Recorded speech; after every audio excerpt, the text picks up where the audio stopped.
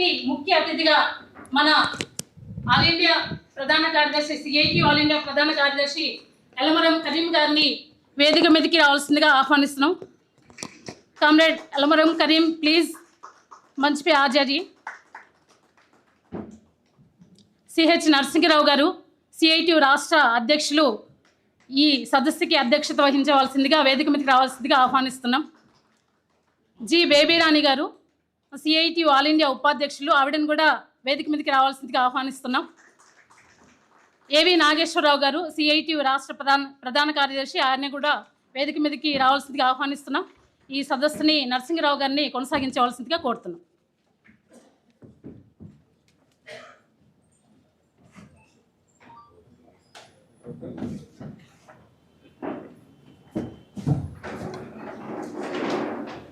Late అయింది. Comrades, కార్మిక వర్గంపై దాడి ప్రతిఘటన అంటే మనం ఆల్ ఇండియా జనరల్ సెక్రటరీ వచ్చారు, ఇప్పుడు దాకా వర్క్షాప్ అయింది. అయినా ఈ అవకాశాన్ని అంటే దేశంలో జరుగుతున్నటువంటి ట్రేడ్ యూనియన్ డెవలప్మెంట్స్ని కూడా మనం తెలుసుకోవడానికి అవకాశం ఉంటుందని వర్క్షాప్ అయిన తర్వాత ఈ సెమినార్ నిర్వహించడం అనేటువంటి జరుగుతుంది. స్వాతంత్రం ముందు నుంచి సాధించుకున్న హక్కులన్నింటినీ కూడా ప్రభుత్వం ఇప్పుడు లేబర్ కోడ్స్ పేరుతోటి కాలరాస్తూ ఉంది. అయితే అంతే మోతాదులో ప్రతిఘటన కూడా జరుగుతుంది. లేటెస్ట్ ఒక ఎగ్జాంపుల్ చెబుతాను. స్టీల్ ప్లాంట్ ఇంత పెద్ద ప్రమాదం జరిగితే ట్రేడ్ యూనియన్లు పిలవల మేనేజ్మెంట్. ఇదివరకు చిన్న యాక్సిడెంట్ జరిగినా కూడా పిలిచేవాడు, డిస్కషన్ జరిగేది, నో నెగోషియేషన్స్, ట్రేడ్ యూనియన్తో మాట్లాడాల. అలాగే last month Kumaraswamy steel minister వచ్చాడు, అవుట్ సైడ్ ట్రేడ్ యూనియన్ లీడర్ని రాకూడదని ఆపేశాడు. అంటే ఇంప్లిమెంటేషన్ పబ్లిక్ సెక్టారు 45 ఏళ్ల నుంచి ఎప్పుడు చూడలే. అటువంటి 25 కిలోమీటర్ల పరిధిలో ఒకే ప్రెమిసిస్లో 20,000 మంది పనిచేసే ఇండస్ట్రీకి ఇట్లాంటి పరిస్థితి వస్తే ఇంక సాధారణ పరిశ్రమల్లో సాధారణ సంఘాల మీద ఏ రకంగా దాడి ఉంటుందనేటువంటిది ఊహించుకోండి. అందుకని ఇది ఇంతటితో ఆగదు, రోజు రోజుకి పెరుగుతుంది. అలాగే పెరిగే కొద్దీ మనకు తెలుసు, చరిత్ర చెప్పేదంతా కార్మిక వర్గం యొక్క లక్షణమే తిరుగుబాటు. అందుకని ఎంత ఒత్తిడి చేస్తే అంత పైకి ఉద్యమాలు వస్తాయి, బంతి ఎంత గట్టిగా కొడితే అంత పైకి లేస్తుంది. రాబోయే కాలం ఉద్యమం కాలం, దాన్ని మనం ఎలా ఉపయోగించుకోవాలనేటువంటిది మనం నిరంతరం ఆలోచించి ఆ విధంగా ఆ కోణంలో మనం పనిచేయాలి. అందుకని దేశంలో జరిగేటువంటి డెవలప్మెంట్స్ని మనకు బ్రీఫ్గా వివరించడానికి కామ్రేడ్ కరీం మీరు మాట్లాడతారు. ముందు నిన్న అయిపోయి workshop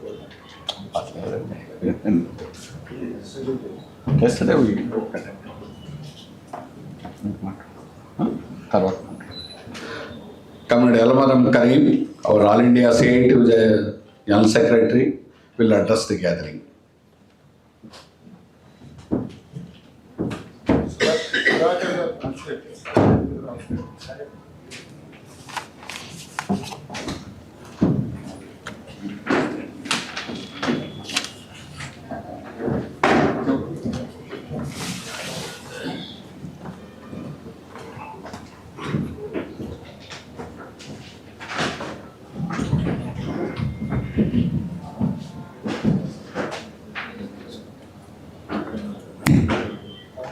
CITU leaders on the dais, comrades, first of all, I thank you all for attending this meeting in connection with the state level workshop conducted here by the CITU Andhra Pradesh State Committee on organizational issues. I have come here to attend that workshop. In connection with that function, they arranged a public meeting, a short time meeting. We were very busy with this organizational workshop the whole day, so I am not in a position to make a lengthy speech. But the important political aspects which is confronting with the working class of this nation, I shall try to explain within a short time.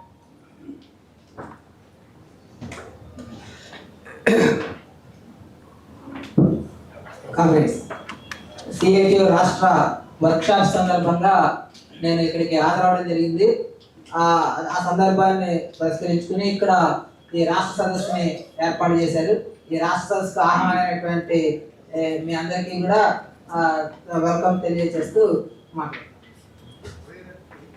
Last day, there was a severe accident, industrial accident in Vizag steel plant. And around 10 workers have lost their life. Our comrades have gone there. These industrial accidents are the continuing feature in India now. Several places, industrial accidents occurring and poor workers are losing their life. This is with the carelessness of the management, not the carelessness of the workers. They have to take preventive measures to check the industrial accidents, to safeguard the valuable life of the workers. They are dealing with sophisticated machineries and very critical workplaces. Safeguard should be ensured by the managements. Earlier there was a Factories Act, a law passed by Indian Parliament. As per Factories Act, factory management is liable to take preventive measures to safeguard the lives of the workers. For example, while a factory building constructing, according to the Factories Act, the ventilation facility was a must for getting free air to the workers, those who are working inside that factory. Such specifications were there in the rules to the Factories Act. Now that Factories Act is no more. That act is subsumed in the new labor code, diluting the earlier provisions to help the employer classes to increase their profit, not for the working class or not for the nation, only for increasing their profit. They subsumed 29 labor laws in 4 labor codes.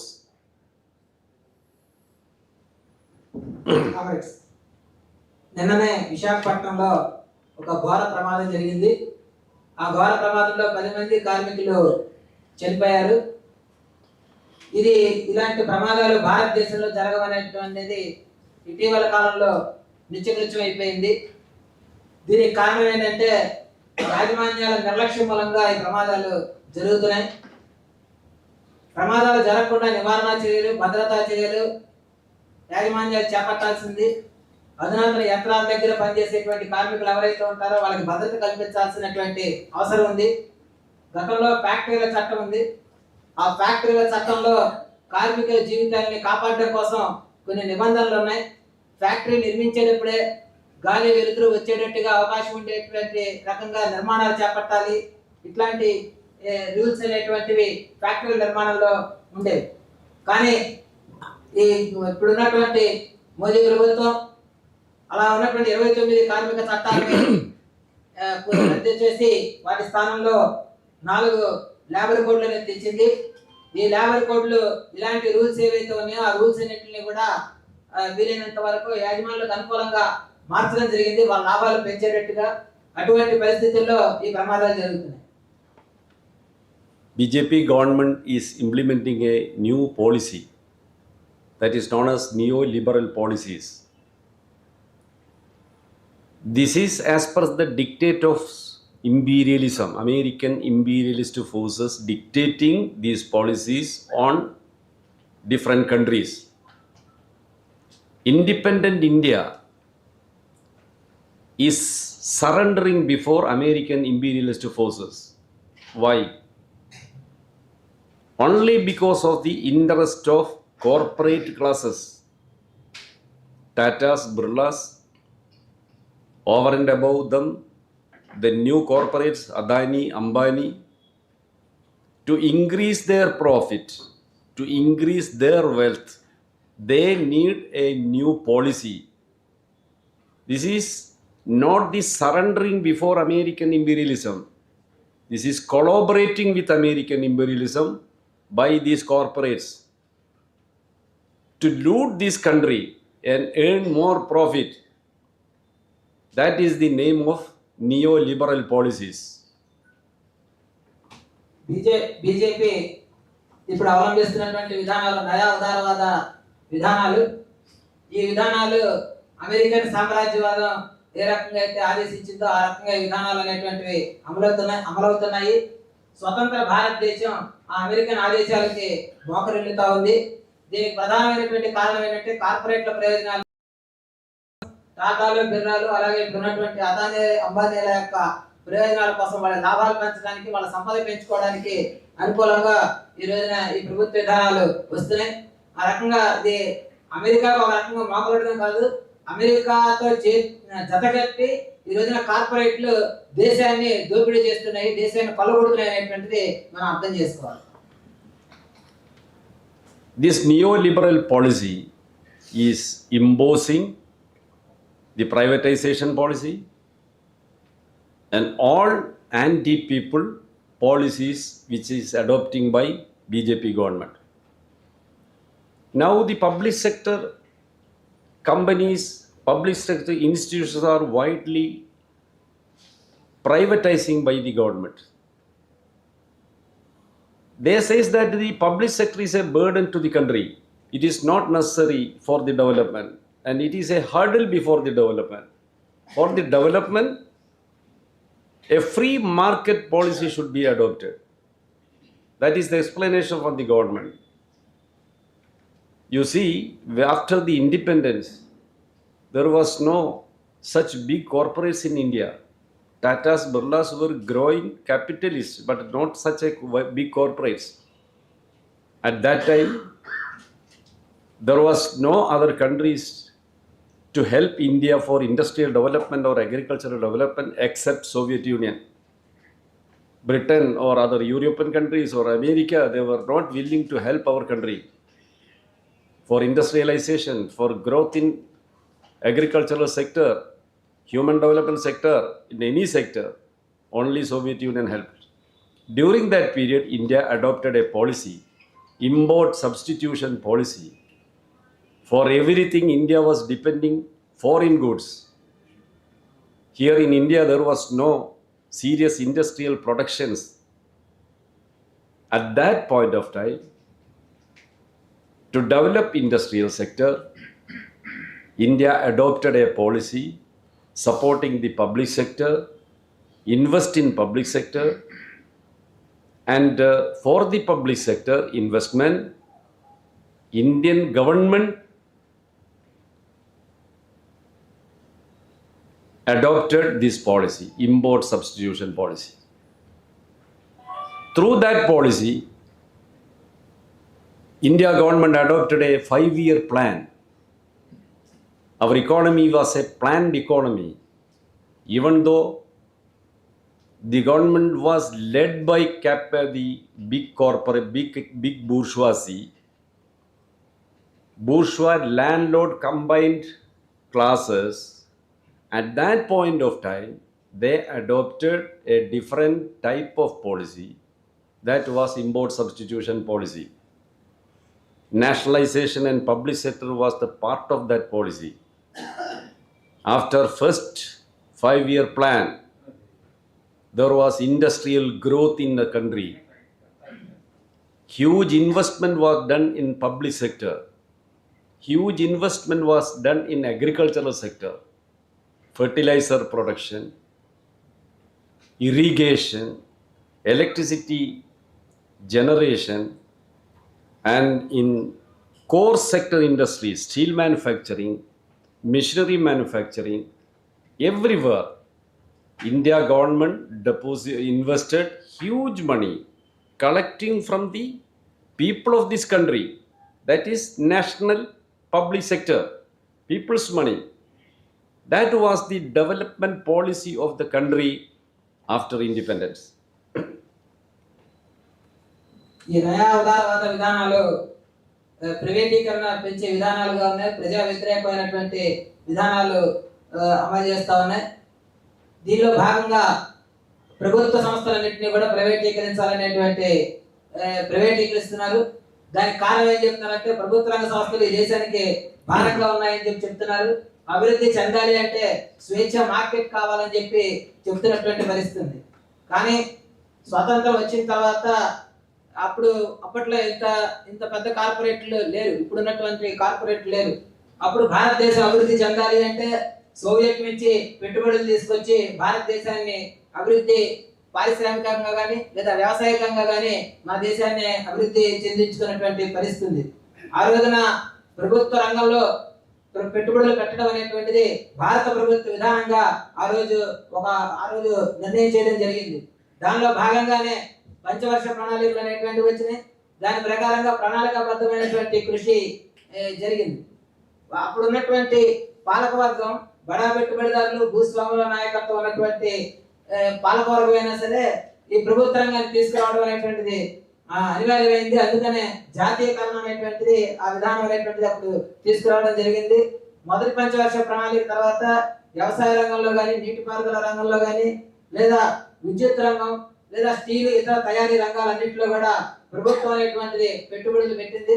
ప్రజల దగ్గర నుంచి ఏదైతే పన్నుల రూపంలో వసూలు చేసినటువంటి సొమ్ము ఉందో ఆ సొమ్ముతోటే ఈ ప్రభుత్వ రంగంలో పెట్టుబడులు పెట్టి దాన్ని అభివృద్ధి చెందడం జరిగింది. Because of the centuries long the slavery by colonialism, India could not develop technology or industrial development, indigenous industry.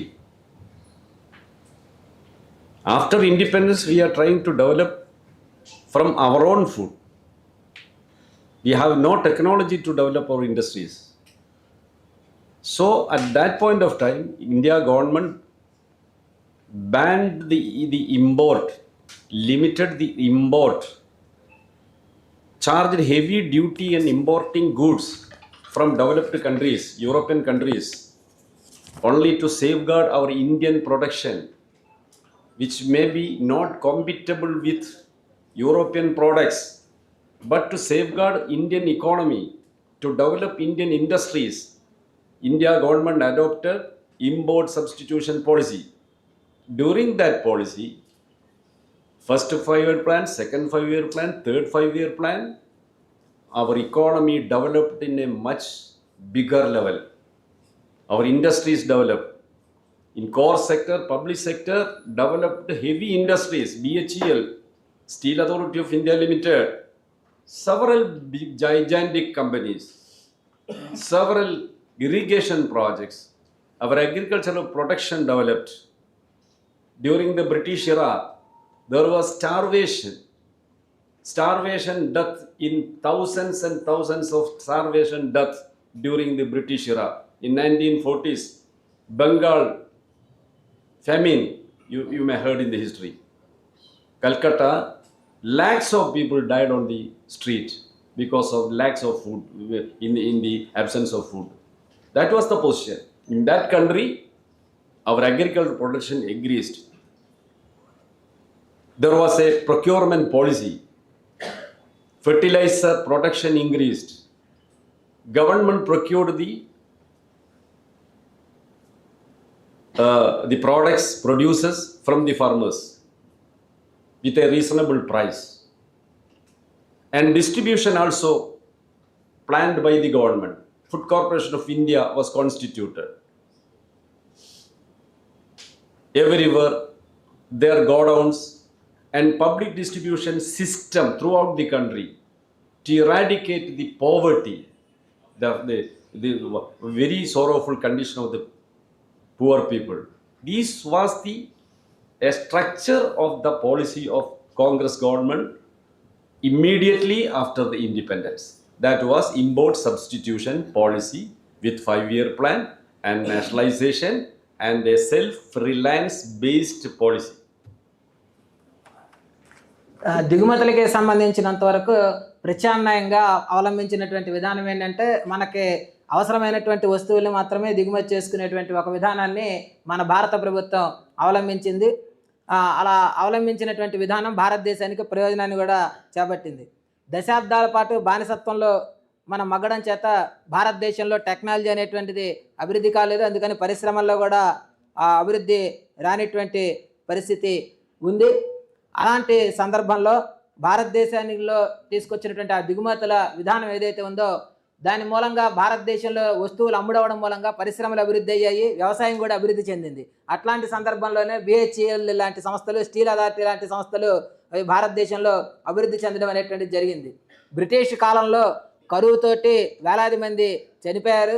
Bengal కరువు పేరు మీద అలా జరిగింది కూడా మనందరికీ తెలిసిందే. ఆ రోజున ఆహార కొరతతోటి అనేక మంది చనిపోవడం అనేటువంటిది జరిగింది. అలాంటి దేశంలో ఈ రోజున వ్యవసాయం అనేటువంటిది పెరిగింది. వ్యవసాయం పెరగడంతో పాటు ఎరువులు అందుబాటులో వచ్చేటట్టు చేయటం, రైతుల దగ్గర పండించిన పంట ఏదైతే ఉందో ఆ పంటను సేకరించటం, ఆ సేకరించిన దానికి మద్దతు ధర అనేటువంటిది కల్పించటం, దాన్ని ఫుడ్ కార్పొరేషన్ ఆఫ్ ఇండియా లాంటి గోడౌన్స్లో భద్రపరచటం, అంతేకాకుండా ప్రజా పంపిణీ వ్యవస్థ ద్వారా ఆహారాన్ని ప్రజలకి అందించడం అనేటువంటి చర్యలు చేపట్టడంతో పేదరికం అనేటువంటిది దేశంలో తగ్గించడం కోసం ఈ విధానం అవలంబించడం అనేటువంటిది జరిగింది. ఈ పాలసీ అనేటువంటిది కాంగ్రెస్ ప్రభుత్వ హయాంలో దేశం తన కాళ్ళ మీద తను నిలబడడం కోసం విధానంగా తీసుకోవడం జరిగింది. During that period, the condition of the people in India, vast majority of the people were living in rural areas. They were poor agricultural workers, poor farmers, poor landless, poor sections of people. They have no income to purchase anything. They were partially starving during even after independence. They were unemployed.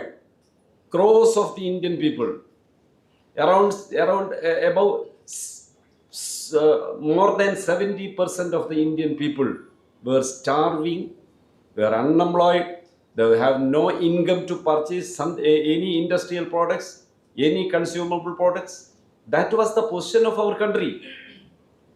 A little difference was there, better than the colonial period, that's only. So, with the help of the public sector and developing indigenous technology, our production, our industrial base have grown, but the market doesn't grow. In the absence of the foreign products, for the 3-5-year plan period, it was very easy to sell Indian products by the Indian corporates.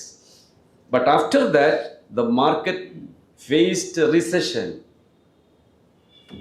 because the people have no money to purchase the industrial goods. Still, they were starving.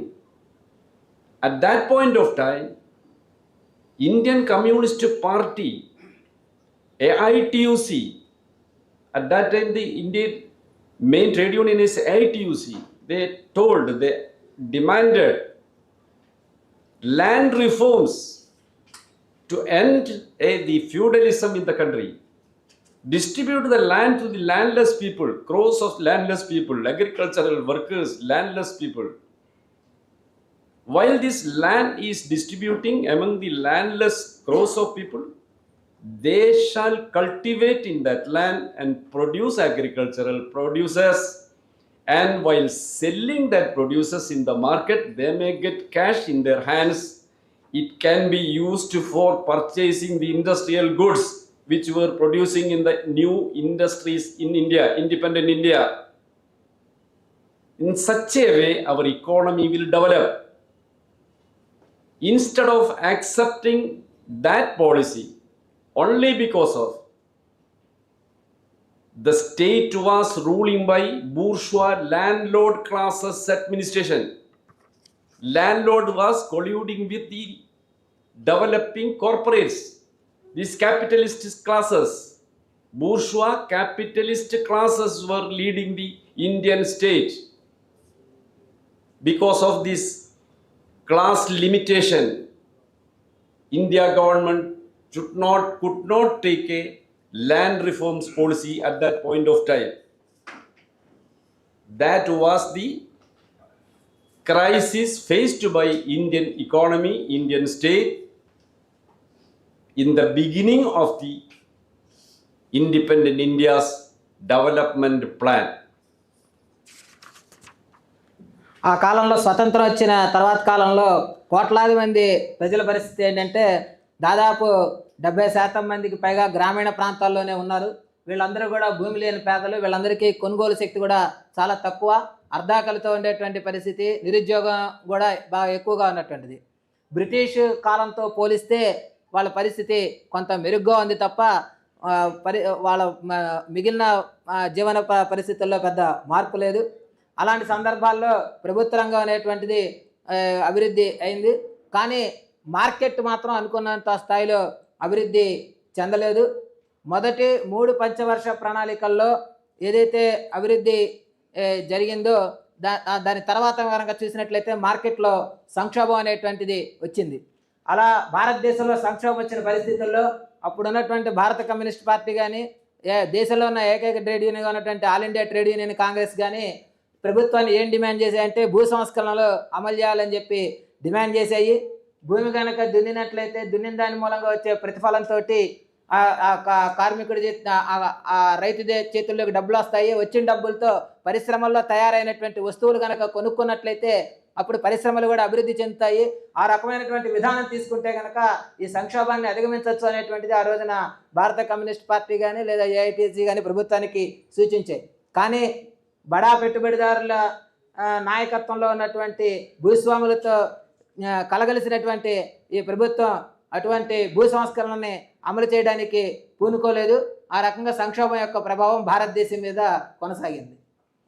Our public sector spending in the basic industries helped the private investors in a big way.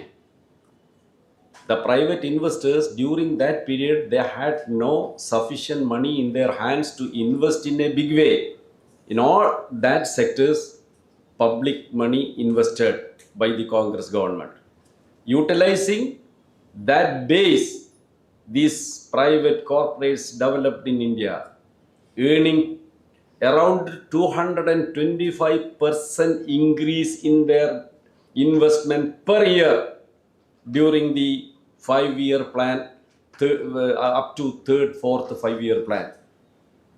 They become big corporates in the country. Now, at that juncture, they need not want this public sector because they are capable to invest anywhere, in any sector.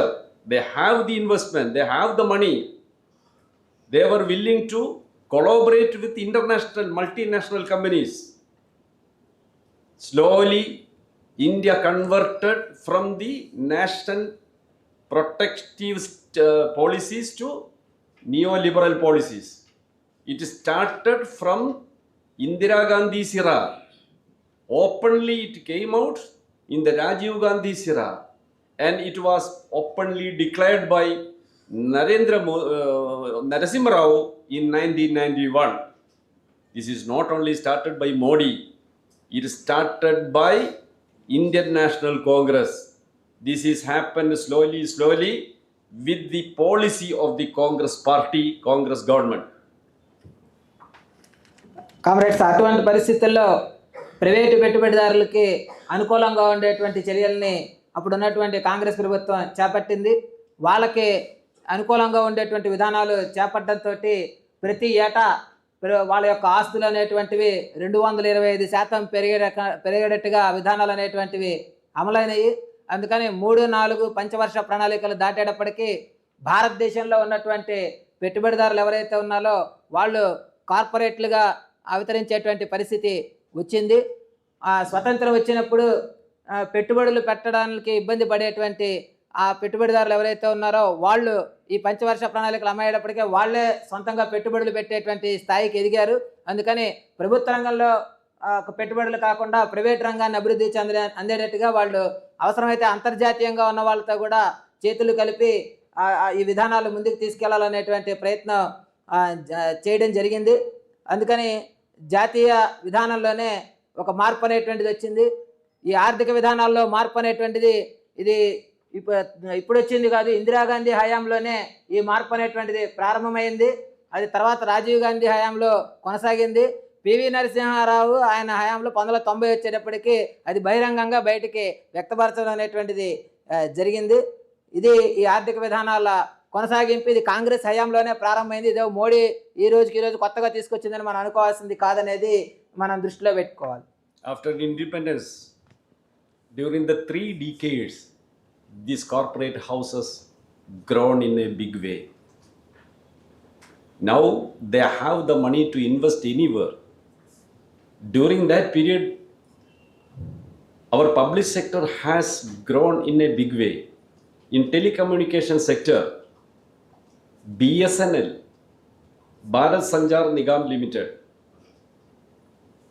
the domestic communication system was developed by BSNL. VSNL, Videsh Sanchar Nigam Limited, for managing international calls and other things. It is well developed public sector company. Our nationalized banks, our power sector, electricity generation has grown. Power Grid Corporation, Hydroelectric Corporation. Earlier we were importing equipments and machineries from European countries to India. We have to give high cost for the equipments. Instead of that import, India established Bharat Heavy Electricals Company to produce equipments for electricity generation in a less cost comparing with British or European equipments. It led to a leap in the power generation. And everywhere, steel sector, Steel Authority of India Limited. I have gone to that steel city in Odisha, Rourkela Steel City. That entire city is developed by Rourkela Steel Plant, that public sector company. Thousands of workers came there. Their earnings they spent in that area. The town developed, market developed, everything developed. Corporate Social Responsibility Fund, CRS, that was hugely invested in that city by that public sector company. Everywhere that development was there. Now what is the fake of that public sector companies? Telecom was corporatized by the company, by the government. Postal and telegraph, that was public sector undertakings, it corporatized first. Department of Telecommunication was converted to BSNL, Bharat Sanchar Nigam Limited. VSNL, Videsh Sanchar Nigam Limited. Later, VSNL was sold to Tata. That was Tata Teleservice Mobile Company earlier. While government was selling this VSNL to Tata, the amount as the price of that shares, the land property of VSNL was more than that sale cost. That was the model of the sale. Then what happens? Several private companies are entering in the telecom sector. Jio, Vodafone, Tata Teleservice, Birla Idea, several companies. Now our BSNL is to be died. That is the position. It is weakened. But even now you see, wherever a casualty happens, to organize the communication system, only BSNL is there. There was a heavy rail accident in the Odisha. Within 24 hours, the communication system was developed by BSNL. No private companies came there. That is the service of public sector. It is handed over to the corporates. Not only this, Several other companies. During the Congress government, while Chidambaram was the finance minister, BSNL authorities submitted a revival project before the government to improve the technology of the BSNL to compete with foreign companies, private companies. He didn't allow that. He kept that file in his office. At that time, BSNL was running in profit. A planned killing of the public sector. It was done by Congress government. The same is doing by Modi government. Everywhere you see. Now the power sector. Power generation is to be privatized.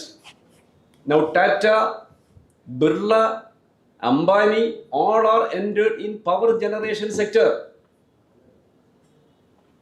What may happen? In India, there is a policy. In the sale of the power, electricity power, the policy is cross subsidy. What is the cross subsidy? For the cultivating agricultural sector, power is giving at a lower rate, lower than the generation cost. That is for promoting the agriculture in the country, for the food security of this country. Next, for the households, a reasonable rate. For the commercial purpose, little higher rate. They are using power for their advertisements and business. Heavy industries, higher rates. That is cross subsidy. Now government is introducing new policy, introducing smart meter. Who is installing this smart meter? Adani, Ambani. Smart meter cannot allow this cross subsidy. They cannot identify who is the consumer. It only read the consumption like our mobile phone. Our SKM, Samyukta Kisan Morcha says, if the cross subsidy is negating, 1 year's cultivation cost may increase 1 lakh crores of rupees. How can we depend on this agriculture? They are opposing the privatization in power sector, but it is slowly going in the hands of private sector everywhere. Tata and Tata Power, Adani Power, they are slowly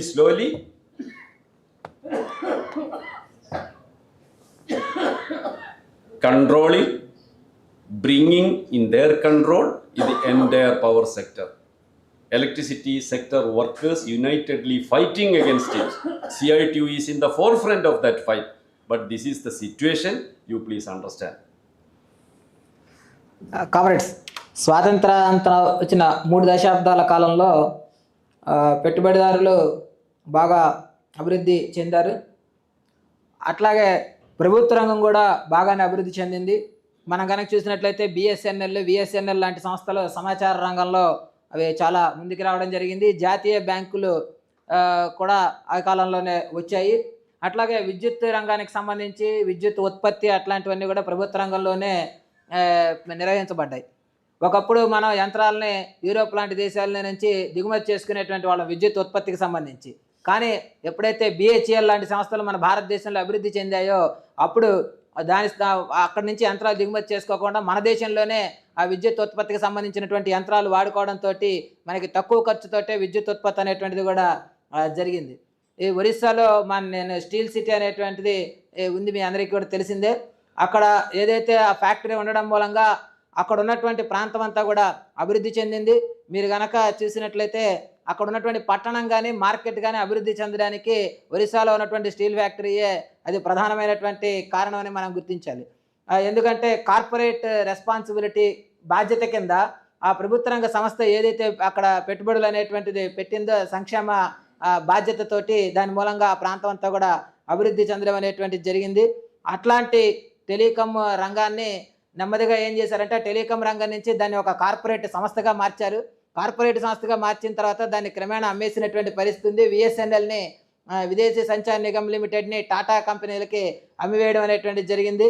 అట్లాగే ఈ రోజున ఆ telecom రంగంలోకి private కంపెనీలకి అవకాశం అనేటువంటిది ఇచ్చారు. Jio, VUDA company, అట్లాగే ఎయిర్టెల్ ఇలాంటివి అనేటువంటివి క్రమేణా రావడంతో బిఎస్ఎన్ఎల్ అది బలహీనపడేటువంటి పరిస్థితి వచ్చింది. అయినా సరే ఇప్పటికే కనుక మనం చూసినట్టయితే ప్రకృతి విపత్తులు భారతదేశంలో ఎదురైనప్పుడు ప్రజల్ని ఆదుకుంటున్నటువంటి రంగం ఏదైనా ఉంది అంటే అది ప్రభుత్వ రంగం తప్ప కూడా మాత్రం కాదని చెప్పి మనం గమనించాలి. ఒరిస్సాలో తుఫాను వచ్చిన సందర్భంలో వెంటనే ఆ సమాచార వ్యవస్థని వెంటనే రిపేర్ చేసి ప్రజల వినియోగం కోసం తీసుకొచ్చినటువంటిది బిఎస్ఎన్ఎల్ తప్ప కూడా మాత్రం కాదనేది మనం గుర్తించాల్సినటువంటి అవసరం ఉంది. ఈ కాంగ్రెస్ హయాంలోనే ఈ బిఎస్ఎన్ఎల్ని నిర్వీర్యం చేయడానికి ప్రయత్నాలు ప్రారంభమయ్యాయి.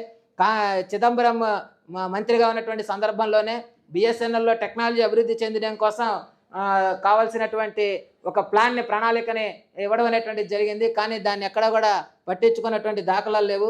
దాని మూలంగా బిఎస్ఎన్ఎల్ అనేటువంటిది క్రమేణా బలహీనపడడం అనేటువంటిది జరిగింది. ఈరోజు కనుక మనం చూసినట్టయితే ప్రభుత్వ రంగానికి సంబంధించిన ఉత్పత్తులకే టాటాలు, బిర్లాలు, అంబానీలు కూడా వచ్చేటువంటి పరిస్థితి ఉంది. విద్యుత్ రంగం కనుక మనం పరిశీలిస్తే విద్యుత్ రంగంలో క్రాస్ సబ్సిడీ అనేటువంటిది ఉంటుంది. ఆ క్రాస్ సబ్సిడీ అంటే మనందరికీ కూడా తెలిసిందే.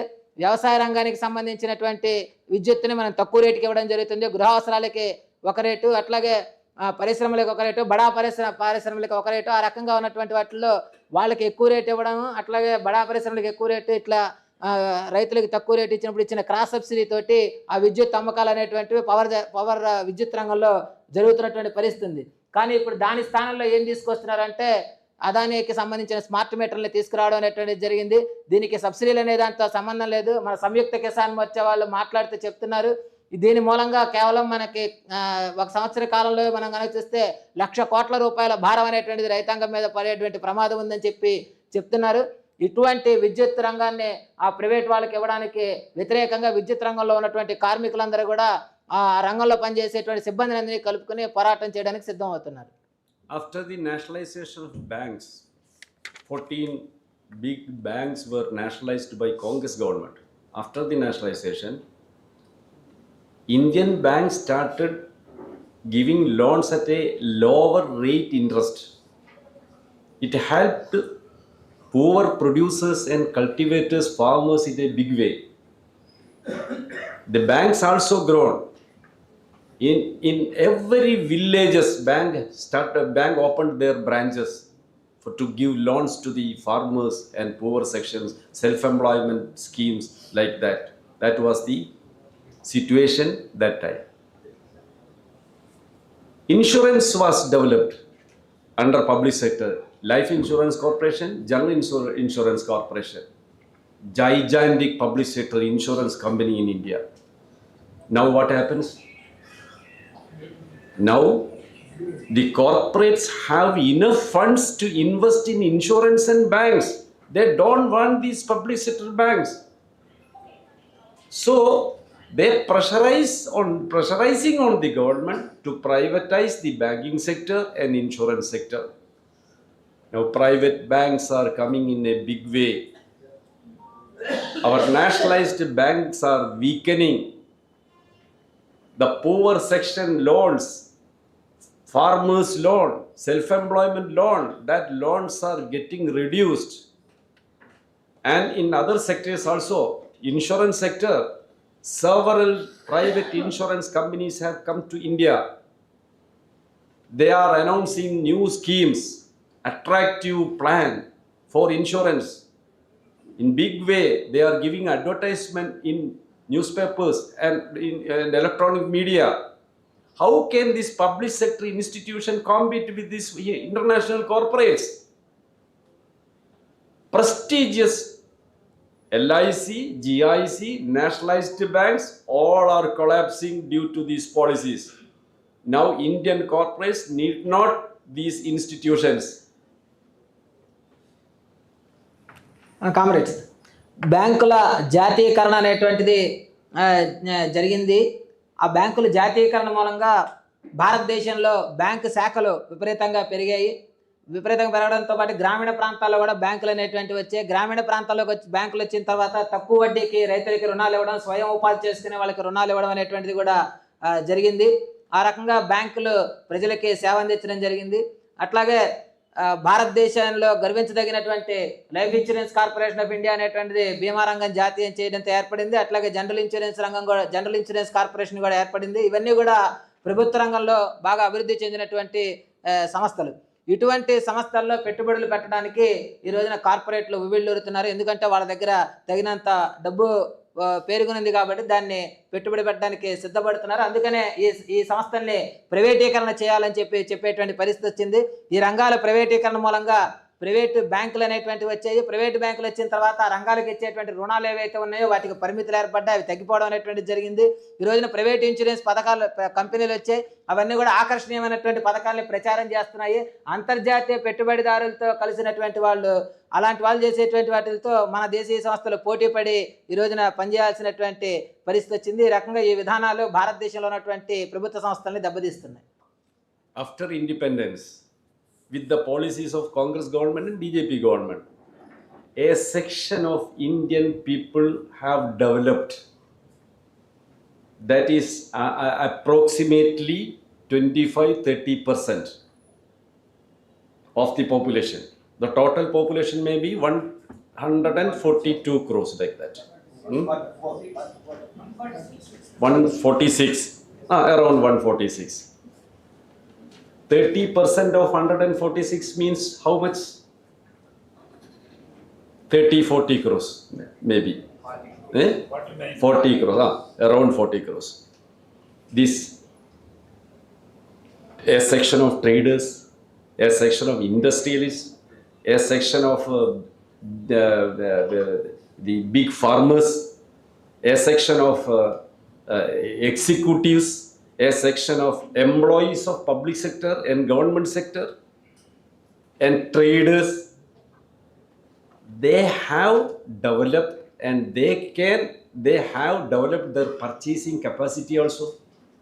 While getting money in their hands, they can purchase anything. A middle class citizen's house, you take for example, a central government employee, a bank employee, a public sector factory employee, a contractor, a landlord, an IT sector well-paid employee, such persons can purchase the advanced technological instruments in their houses. They may purchase fridge, they may install air condition in the house. They may purchase a car or more than one vehicle. They may lead a comfortable life. That is because of their earnings. That is how much from the population this section develops. 25 or 30% of the Indian population. The 75% population, what it amounts? That how much it come? It may come around 100 crores. These 100 crores, the majority of the people are still starving. They are not getting enough income in their hands. Poor farmers, agricultural laborers, unorganized sector workers, hawkers, street vendors, Anganwadi workers,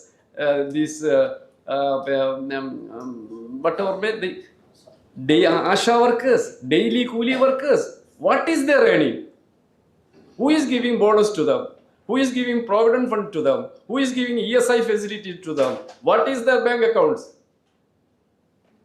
But all the cities, all the markets are with wide boards, advertisements, with new generation equipments and products.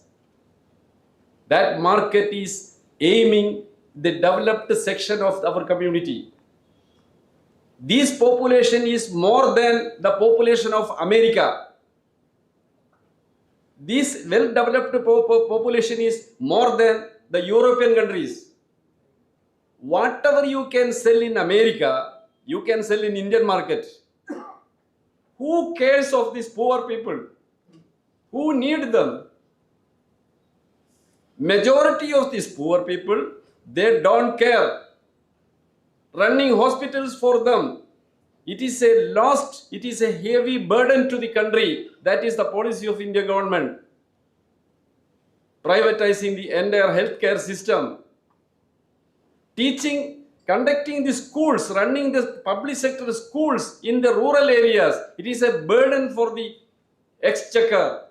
So they are privatizing the education system. They are not caring the poor people. They care the market. In that market, a section of Indian people have the purchasing capacity, anything like the American market we have developed.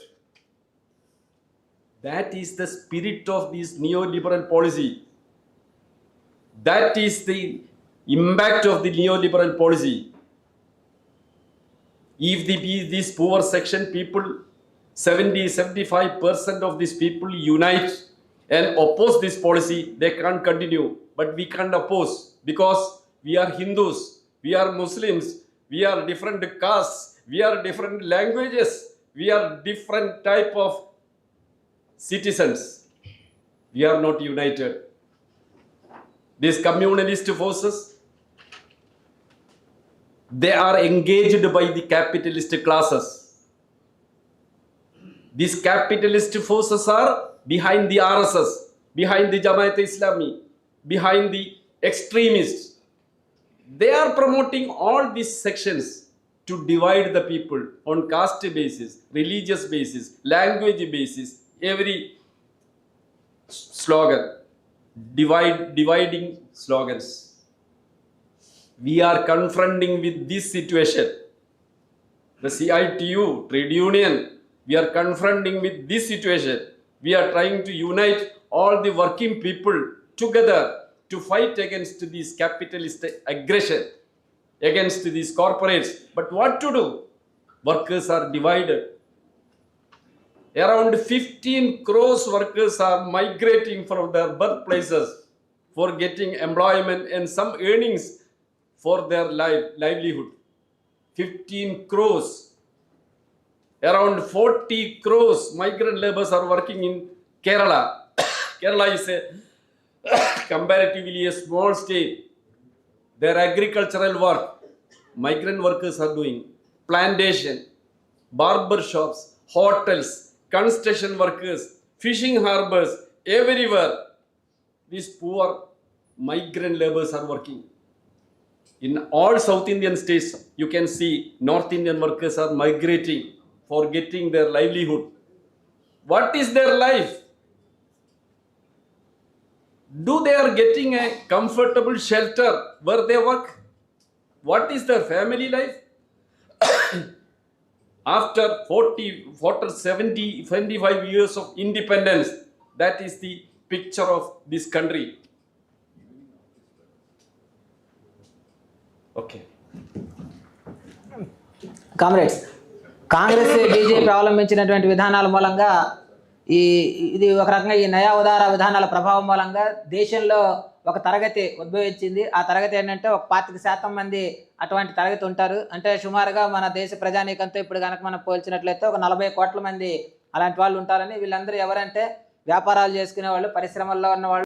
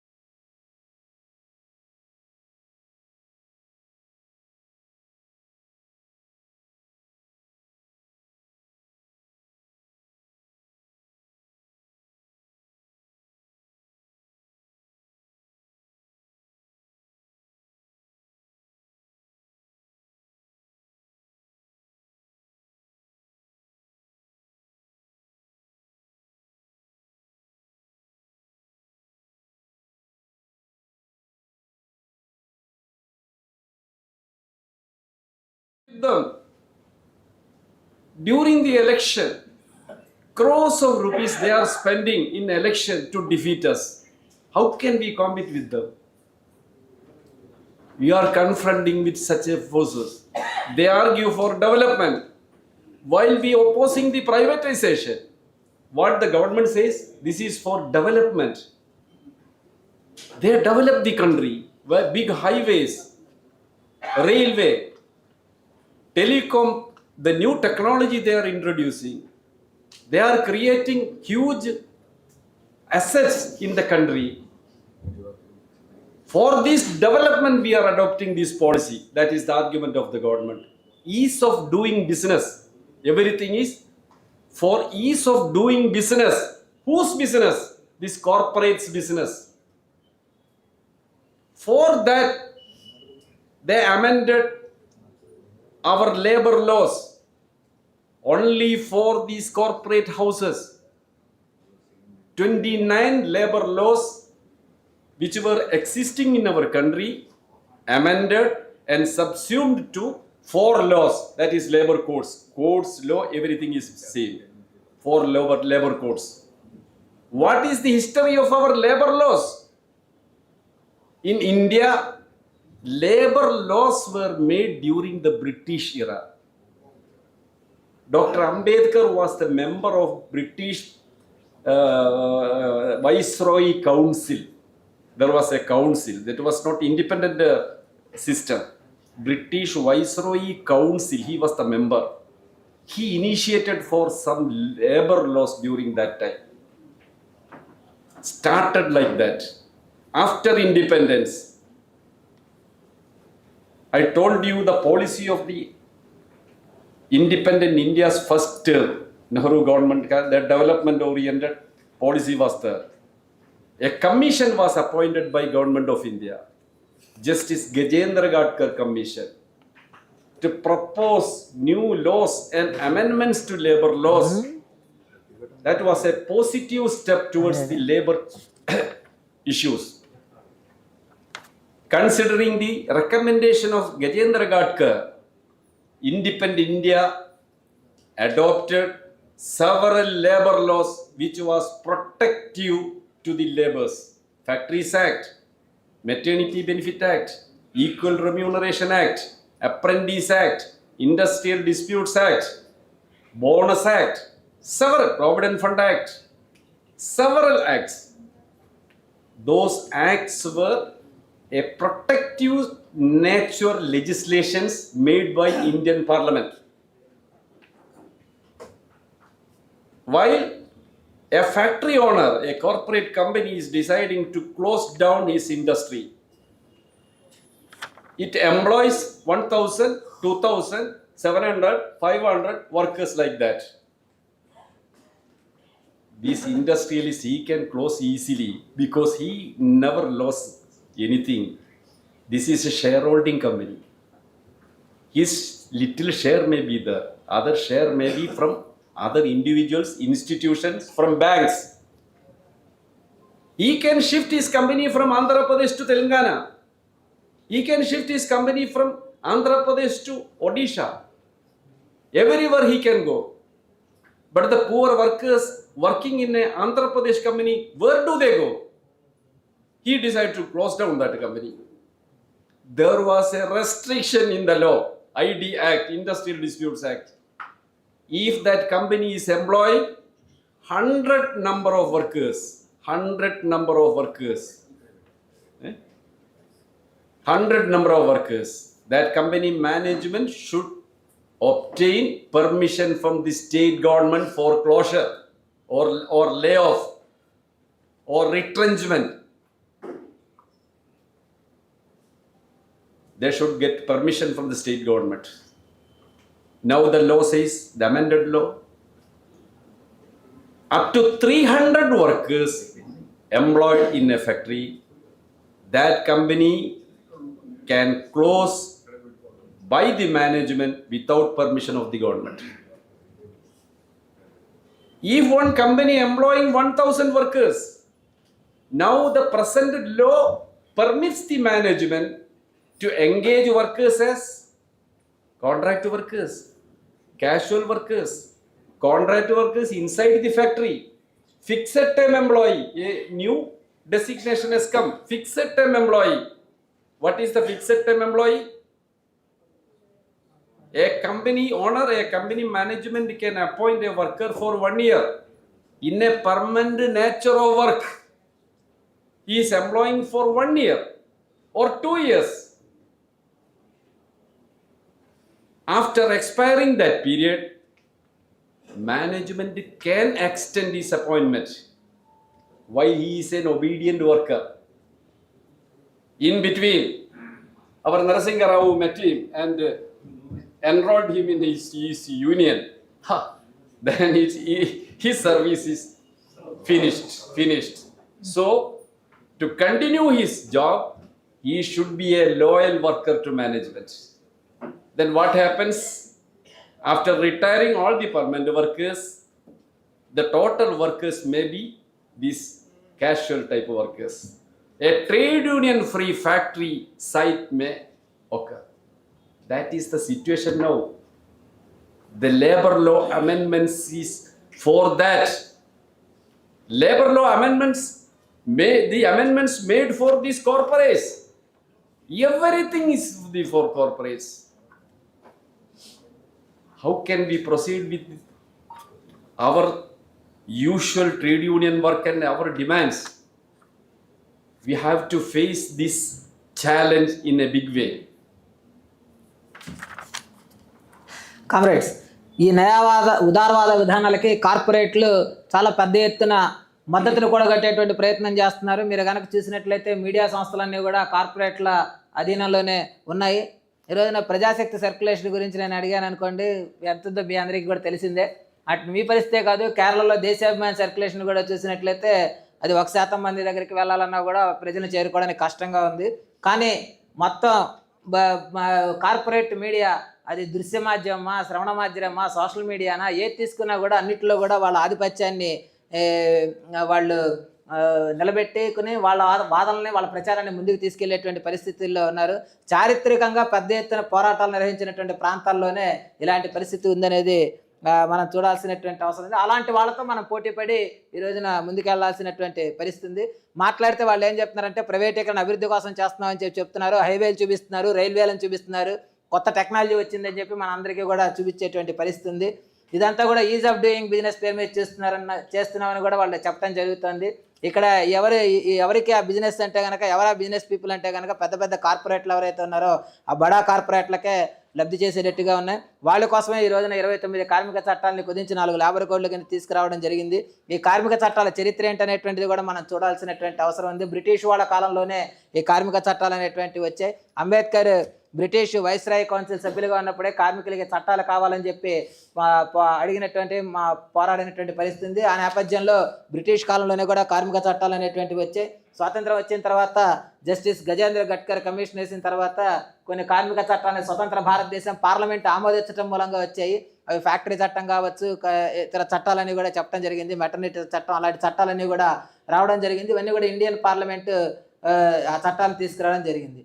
కానీ ఇప్పుడు ఉన్నటువంటి కనుక కంపెనీలు ఏవైతే ఉన్నాయో, ఈ కంపెనీల్లో కార్మికులు పనిచేస్తున్నప్పుడు వాటిని కనుక మూసేయాలి అంటే కనుక 100 మంది కార్మికులు కనుక దాటి ఉంటేనే ప్రభుత్వ అనుమతి తీసుకోవాలి. 100 మంది లోపల అయితే కనుక ప్రభుత్వ అనుమతి తీసుకోక్కర్లేదు. ఇది పాత కార్మిక చట్టాల్లో ఉన్నటువంటిది. కానీ ఇప్పుడు తీసుకొచ్చినటువంటి లేబర్ కోడ్లను బట్టి కనుక మనం చూసినట్లయితే ఆ కంపెనీ లే ఆఫ్ చేయాలన్నా, రిట్రెంట్ చేయాలన్నా, ఏదైనా సరే కార్మికుల సంఖ్యని ఆ లేబర్ కోడ్లో 300 సంఖ్యకి పెంచడం జరిగింది. ఇప్పుడు కనుక మనం కంపెనీలో చూసినట్లయితే కాంట్రాక్ట్ కార్మికులు, క్యాజువల్ కార్మికులు, ఫిక్స్డ్ టర్మ్ పేరు మీద కూడా ఆ పేరు మీద కూడా ఉపాధి అనేటువంటిది ఉంది. కాబట్టి ఎవరైతే యజమానికి బాగా అనుకూలంగా ఉంటారో అట్లాంటి వాళ్ళందరినీ కూడా విధుల్లో పెట్టుకున్నటువంటి పరిస్థితి. ఎప్పుడైనా కూడా వాళ్ళని విధుల్లో నుంచి తీసేయచ్చు. ఒక రకంగా చెప్పాలంటే ఈ లేబర్ కోడ్లో ఉద్దేశం ఏంటంటే ట్రేడ్ యూనియన్ లేని ఫ్యాక్టరీలు రావాలి. ఇది ఎవరికి మేలు చేస్తుంది అంటే ఇది కార్పొరేట్లకి, వాళ్ళ ప్రయోజనాలకి పూర్తిగా అండగా ఉండేటువంటి పరిస్థితి ఉంది. ఇలాంటి సవాళ్ళని ఎదుర్కొనేటువంటి పరిస్థితుల్లో మన కార్మిక సంఘం కృషి చేస్తుంది. Who will challenge this attack on the working class and the people? Working class will challenge this attack. That was evident the last January this year. Thousands of workers come out from their factories shouting slogans and struck their work. An unprecedented workers observed in North India. You have seen that. NCR, National Capital Region, that is Delhi, a portion of UP, Haryana, a part of Rajasthan. That area is named National Capital Region. That is for industrial development. India government named like that. Not only that region, Uttarakhand, Himachal Pradesh, Gujarat, Punjab, the entire North Indian states, workers came out from the factories all of a sudden. It was a surprise to all. But you please understand, our concerted efforts, our trade union movements, our Kisan movements, efforts, our struggles inspired these workers. February 12th national strike and a Sangharsh rally was conducted by CPIM, first time after several years in North India. Throughout the North Indian states, CPIM cadres conducted several short, small meetings to popularize their slogan. All these aspects put fuel to this incident. And what was the immediate provocation for this strike? The price hike of the cooking gas. That is because of the American aggression against Iran. Everywhere cooking gas prices gone. In your state also, scarcity is there. The government is limiting the subsidized cooking gas cylinder supply. In Haryana, Noida area, private agencies are supplying these cooking gases. Immediately they raised the price 5,000, 3,000 to 5,000 per cylinder. Most of these workers are working as contract workers in different factories. In Noida, multinational companies, Indian corporate companies, thousands of workers are working in one factory, 3,000, 4,000. They are not small scale industries. Electronics products assembling units, garment manufacturing units. Their salary is 12,000, 13,000 per month. One day, for earning the salary, they have to work 12 hours or 13 hours. During the working hours, they are serving some food inside the factory. The cost of that food shall be deducted from this meager salary. That the rest is the take-home salary. From that take-home salary, they have to pay the cooking gas price. Most of the workers are migrant workers. They came from Uttarakhand, UP, the distant areas of UP and Bihar, West Bengal, like that. They have to send some money to their family members. Now there is no balance because of the cost hike of this cylinder. That was the immediate provocation. There was no recognized or trade union among them. They have not organized as trade unions, but they together came out from the factories, shouted slogans. The entire operation of that factories was stopped.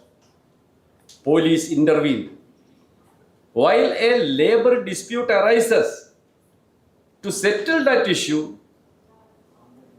Labor Department has to intervene. That is for the Labor Department in the state government. In UP, Haryana, in North Indian states, Labor Department did not intervene in that issue. Instead, police force came into the striking place. Police, in a big way, harassed the workers, lathi charge, detained, and threatened the workers. They were pushed out from the factory side and closed the gate, and police was stand before the gates. They were pushed out from the residential areas. Some of the workers were under house arrest. Some of them were jailed. Police was behaving like that. While we received this information, I was in the CITU center. We discussed the issue. We decided to intervene in this in this issue, and we visited the Noida first. One team has gone to Faridabad, Haryana. Another team has gone to Uttarakhand. In different parts, we CITU center in charge comrades intervened in the matter. We have no trade union in the striking peoples, but we neglected it. That is workers. That is the part of Indian working class. They are raising a genuine question. So we shall intervene. This fight is working class against capital. Direct fight. In such a fight, nobody is there other than CITU. INDUs is not there. AITUs is not there. BMS is not there. No union is there. Only CITU. The fight is against capital. Capital and working class confronting in front of directly. CITU is a small force in that areas. We have small unions in Noida. But majority of these peoples are not enrolled in CITU unions. While we visited Noida, myself and CITU President Sudip Datta and CITU Delhi State Committee Secretary Comrade Aniyan, we three went there at Noida, and some Kisan Sabha activists and some youth DYFI activists also joined with us at Noida. We visited the workers' residential area and factory sites and tried to have a discussion with the district collector. District collector, it is called as DM there. District Executive Magistrate, DM. DM is the Chief Executive of the district, the higher officer available there. UP government and Chief Minister, Labour Ministry is far away. So we tried to contact the district collector. Collector was a lady, she was not in the office, outside duty. I contacted her in telephone and requested for a face-to-face discussion about the incidents happened in Noida. But collector was not in a position to reach there at that daytime. So they arranged some other junior officers for a discussion. We waited for that. We told the police officers, you stop these atrocities, terrorizing the workers, detaining the workers.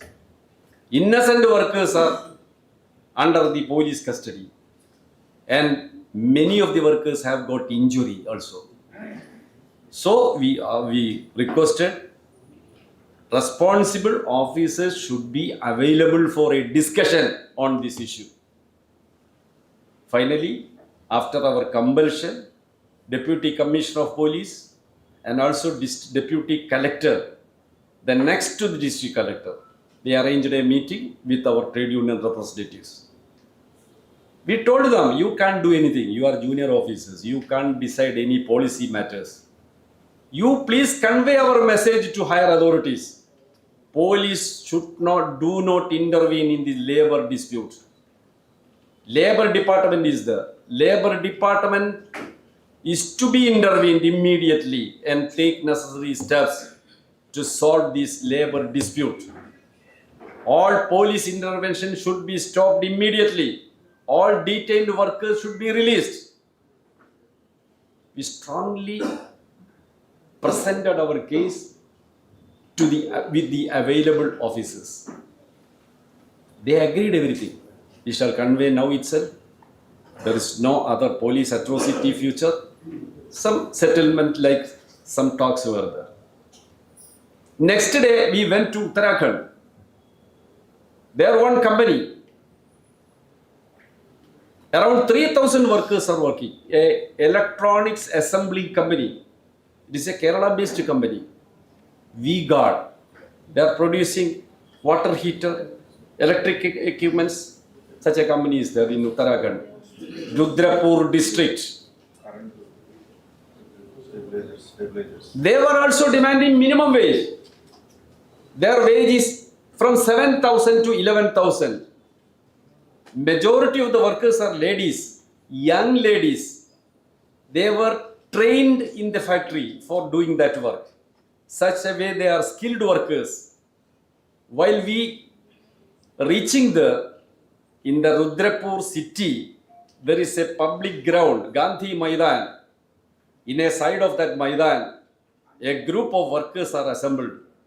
These ladies with uniform, of their company uniform. We inquired them what happened. We were shouting for minimum wages increase. Our minimum wages fixed years ago, 10, 12 years ago. The total emolument 1 month they are getting 9,000 to 11,000.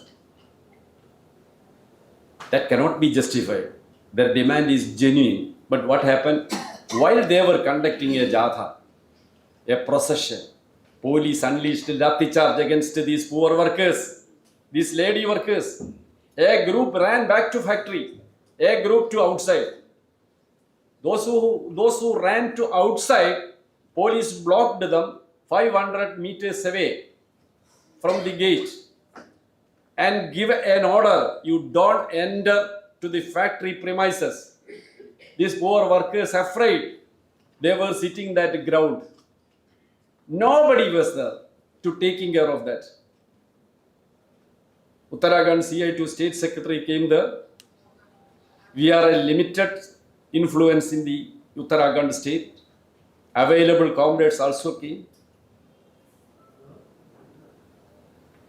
Along with me, CITU National Secretary Umesh was with me.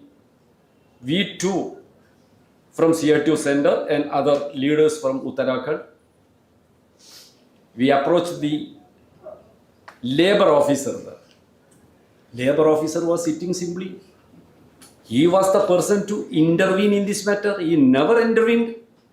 He never called a meeting of the trade union or the workers' representatives. He was simply sitting there. No busy there, nothing. Then we thought, let us talk to district collector. He is the executive magistrate also. 5 lady workers are detained by the police from the previous day onwards. How can a police can detain the women workers for more than 24 hours in a police station? They should have been produced before the court. That is not done. There is nobody to question that. What is the position of our country? Situation of our country? We tried to meet the collector. Went to collector's office and given the names, address, everything for a meeting with the collector in his office. Office told us he is in a meeting with the minister regarding the state planning. So after 1.5 hours he will be available. You please wait here. There is a waiting room. We waited there. Around 2.5 hours we sat there. A single glass drinking water was not supplied.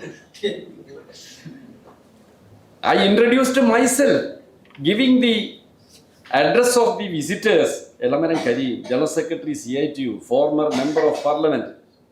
Umesh, All India Secretary of CITU. And the local leaders' names also. They can identify that, even then. After 2 hours, collector came to his office. His office staff came to us. We were waiting in the retiring room. Collector has come. DM has come. You can meet now. we entered his office. While we entering, a wonderful sight I have seen. There is a podium like this in the side of the collector's cabin, collector's table. In front, the visitor's chair, sitting arrangement. While we entering there, 2, 3, 4 persons are standing before the collector. He is standing like me there. He is disposing that visitors by standing. We neglected that side and we occupied the seats in front of the collector's chair. I think that it is not like the collector. He may be discontented. He may be provoked. How they can sit before the DM? Others are standing before the collector. He disposed of it. Then he came to his seat without sitting in seat. Who are you? We have given our names and address before you for a meeting. He immediately gone out without speaking a single word to us. What a behavior, a government officer towards a responsible delegation. How can we tolerate this? I have never seen such a treatment from a government office. What to do? He has gone. When we thought, let us sit there, don't go out. Let them remove us forcibly, we will sit there. We decided. We sat there. After 2-3 hours, we simply sit there. Nobody is coming, collector is not there. ADM and other offices came. He is busy with some other businesses. Sir, you please leave from this office. You can arrange a meeting afterwards. We shall discuss with the DM and inform you a convenient time. We said that, we told them, you please remove us forcibly. We will sit there. This is a insulting towards a national trade union. We can't tolerate this. We said that. After 5 o'clock, what may happen? Office time is closing. Then the district superintendent of police and other higher officers came. They were requesting, their sound has changed. They understood that we do not move from that office. Finally, a settlement was made by the superintendent of police. He told, as you requested, the detained workers shall be released immediately. If necessary, we shall produce them here before you. Okay. Then the meeting with the collector. He shall convene a meeting tomorrow. Now he is here, he is gone to an emergency work. Today it is not possible. Tomorrow you can have a meeting. Then you give me an intimation by writing tomorrow's meeting. By writing, we can't give without the permission of collector. Then we are not going, we are sitting here while until he is come here. Otherwise, you can use force to remove us. They were in dilemma. Finally, a settlement was made with the Uttarakhand State Secretary.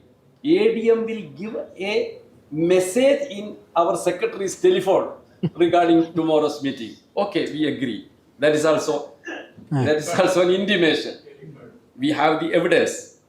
After getting that the message by our phone, we stopped our agitation there. It inspired our workers. While we came out, some workers are gathered in front of the collectorate gate. That is in Uttarakhand, Rudrapur. You think that is not Vijayawada, Visakhapatnam, Telangana. There is our red flag, a rare sight. That is, we have made such an intervention. It inspired the workers in a big way. Sindhu and other comrades went to Faridabad. They intervened there. The May Day celebration, Karumalayan and Sindhu, 2 national office bearers were entrusted to go Noida. Police was not giving permission for a public meeting. We instructed them, you should conduct the meeting, let them arrest our workers, including you. Don't surrender before the police. Finally, after the insistence from our leaders, police was compelled to permit the public meeting there in front of a company. Such was the intervention. So, whatever may be the labor code, government was compelled to declare an increase in the minimum wages. Uttar Pradesh government, Rajasthan government, Haryana government were gone their labor code. No formality was completed to declare an increase in the minimum wages. That is because of the pressure from the workers. We can do something. This is the evidence, that is the signal of this strike. So, comrades, whatever may be the oppression from the ruling classes, we can face it with our united strength. Go to the workplaces, talk to the workers, convince them the necessity of an organization and the impact of united struggles. We can change this situation. Only with our strength, our working class strength, we can do something. Without working class intervention, nothing can be done. Only working class can change this situation. So, I request you, everybody, all trade union activists, you please go to the workers, the rural workers, factory workers, unorganized sector workers, street vendors, scheme workers, every workers. Try to convince them the necessity of an organization. Try to convince them the necessity of a struggle. Joint struggle. The July, we have decided a joint struggle. Joint struggle, working class, peasantry, agricultural workers union, jointly a struggle. A national struggle is coming. Build such struggles and strengthen the working class unity. That is the only way out in front of us. With this request, I conclude. Thank you, comrades.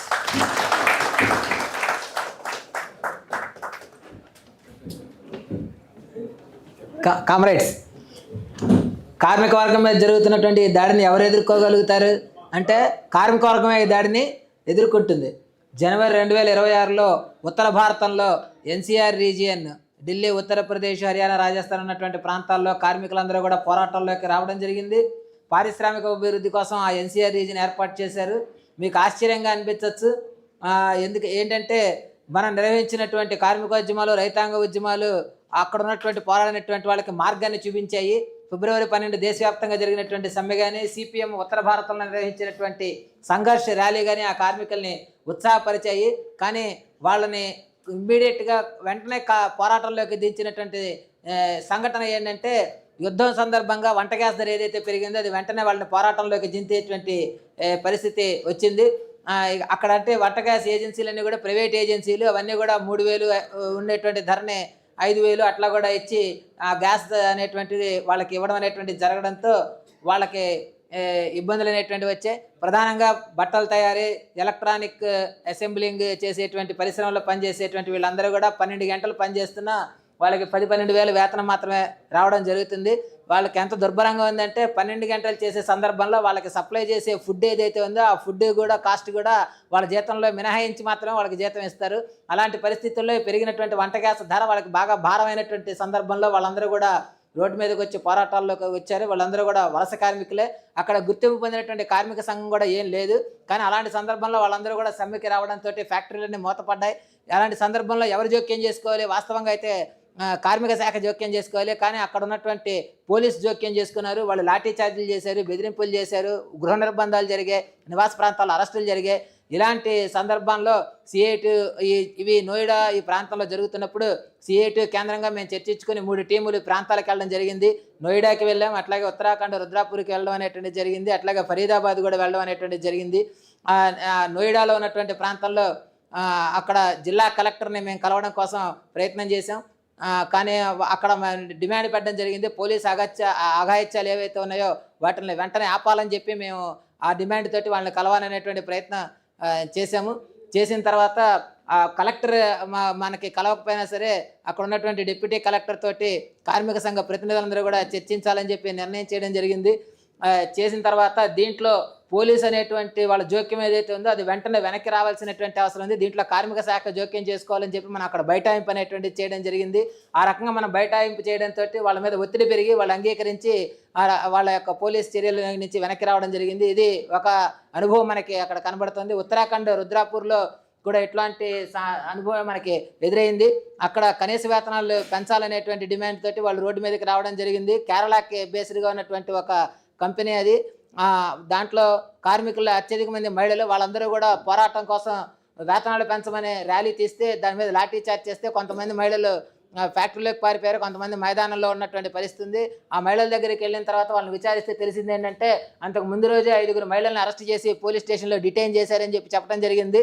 మహిళలను ఆ రకంగా వేతనాల కోసం పోరాడేటువంటి వాళ్ళని ఆ రకంగా detain చేయడం సరైనటువంటిది కాదు, చట్టపరంగా అది అన్యాయం అనేటువంటిది చెప్పడం జరిగింది. అందుకని అక్కడికి వెళ్ళినటువంటి ముగ్గురం కూడా కలెక్టర్ కార్యాలయం దగ్గరికి వెళ్ళి వాళ్ళతో మాట్లాడడం కోసం ప్రయత్నం చేశాం. ఆ కలెక్టర్ కార్యాలయంలో జరిగింది ఆయన నేరేట్ చేశారు. దాన్ని వివరించడం కన్నా ఆ రకమైనటువంటి ఒత్తిడి మనం కలెక్టర్ దగ్గర మేము వెళ్ళినటువంటి నాయకులను బైఠాయింపు చేసి వాళ్ళ మీద ఒత్తిడి చేసినటువంటి సందర్భంలో ఆ 5గురిని మా ఎదురుగుండా హాజరుపరిస్తే తప్ప మేము వెనక్కి తగ్గేది లేదన్నప్పుడు అప్పుడు 5గురిని మా ఎదురుగుండా హాజరుపరచడం జరిగింది. ఈ సంఘటన అక్కడ ఉన్నటువంటి వందలాది మంది మహిళల్ని ఉత్సాహపరిచింది. ఆ రకంగా మేము అక్కడ కార్యక్రమాన్ని నిర్వహించాం. తర్వాత చర్చలు నిర్వహించడం కోసం టైం కూడా కావాలని చెప్పిన తర్వాత చివరికి సెల్ ఫోన్లో మెసేజ్ ఇచ్చి వాళ్ళు మేము మీకు అపాయింట్మెంట్ ఇస్తామనేటువంటి చెప్పడం జరిగింది. ఆ రకంగా కార్మికుల యొక్క పోరాటాలు వాళ్ళు ఉద్యమంలోకి వచ్చినప్పుడు వాళ్ళకి CITU అటువంటి పాత్ర నిర్వహించింది. ఇతర ఏ కార్మిక సంఘం కూడా ఈ వ్యవహారాల్లో జోక్యం చేసుకోవాలనేది నేను మీ దృష్టికి తీసుకొస్తున్నాను.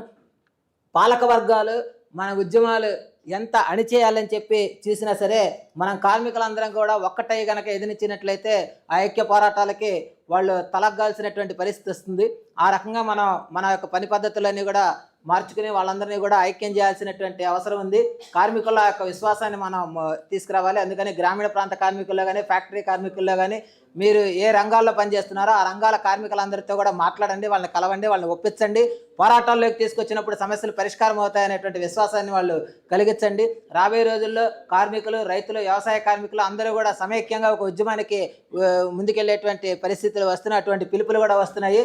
అలాంటి పిలుపులు, అలాంటి పోరాటాలు మాత్రమే ఈ పాలక వర్గాన్ని అడ్డుగట్ట వేయగలవు. దాంట్లో కార్మిక వర్గం ముందుంటుంది, CITU అటువంటి పాత్ర నిర్వహిస్తుంది అనేటువంటి విశ్వాసాన్ని మనం కలిగి ఉండాలనేది నేను మీ దృష్టికి తీసుకొస్తూ ముగిస్తున్నాను. సూపర్ స్పీడ్తో అనువాదం చేసిన సుధాకర్ గారికి ముందు ధన్యవాదాలు. తర్వాత కమ్రేడ్ కరీం గారు చాలా ఎలాబరేట్గా చెప్పారు. నోట్ చేసుకోండి. మీరు కింద ఇన్ని అనడానికి కాదు, ఇది రిపోర్ట్ చేయడం కోసం మీరు ఇప్పుడు రాసుకోని వాళ్ళు రాసుకోండి. ఉత్తరాఖండ్ ఏ ఊళ్ళో జరిగింది ఇన్సిడెంట్? నేను మిమ్మల్ని అందరిని అడగల, రాసుకోండి. అందుకని నైట్ అయినా పడుకునేలోపు రాసుకుంటే గుర్తుంటాయి. రేపు మన మీటింగ్లో, కమిటీల్లో అన్నింటిలో కూడా ఎక్స్ప్లెయిన్ చేయాలి. ఇది దేశం అంతా ఇన్స్పైర్ చేస్తున్నటువంటి మూమెంట్. రేపు మనం దిగబోయేది కూడా దానిలోనే. వేతనాలు పెంచాలనేటువంటిది పెద్ద మిలిటెంట్ స్ట్రగుల్లోకి వెళ్ళాలనేటువంటిది మనం మహాసభలో నిర్ణయించాం. దాన్ని ప్లాన్ చేసుకొని రేపు కమిటీలో దాన్ని ప్రకటించడం జరుగుతుంది. అందుకని మీరు రేపు ఉదయం 9 గంటలకి మళ్ళీ యథావిధంగా సంఘటిత రంగం మీద రేపు వర్క్షాప్ ఉంటుంది. అందరూ కూడా హాజరు కావాలి. భోంచేసి వెళ్ళండి.